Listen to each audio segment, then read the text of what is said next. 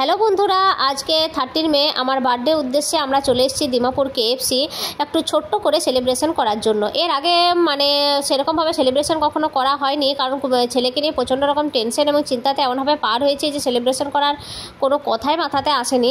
যাই হোক, হালকা করে একটু সেলিব্রেশন করার জন্য চলে এসেছি। আগের থেকে কোনো কিছু প্ল্যানিং ছিল না, হঠাৎ করে হাজব্যান্ড বললেন যে চলো একটু ঘুরে আসি, সেই উদ্দেশ্যে একটু বেরিয়ে পড়া ডিউটি শেষ হওয়ার পর।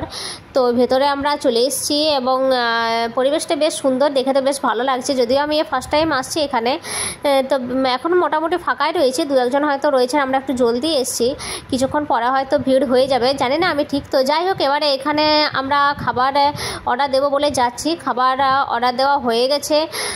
এরপর স্লিপটা নিয়ে আমরা যে স্লিপটাও নিয়ে নিয়েছি, তো বললেন একটু 20 থেকে 25 মিনিট সময় লাগবে। তো সেখানে আমরা একটু বসে নিজেদের মধ্যে গল্প করে একটু টাইম স্পেন্ড করে নেব। তো যাই হোক, এই কেএফসিটা দেখে বেশ ভালো লাগছে। খাবার কীরকম হবে জানি না, যাই হোক আশা করি ভালোই হবে, কারণ কেএফসির খাবার খুব সুন্দর হয়। এর আগে আমি অনেকবারই খেয়েছি।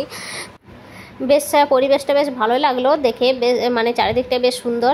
তো যাই হোক, এবার আমরা একটু বসে ওয়েট করে নেব এবং খাবারের অপেক্ষা করব। তারপরে আমরা একটু বসে গল্প করে টাইম স্পেন্ড করে নেব। তো বন্ধুরা, আপনারা কিন্তু আমার সাথে থাকবেন এবং আমার চ্যানেলটি অবশ্যই সাবস্ক্রাইব করে যাবেন।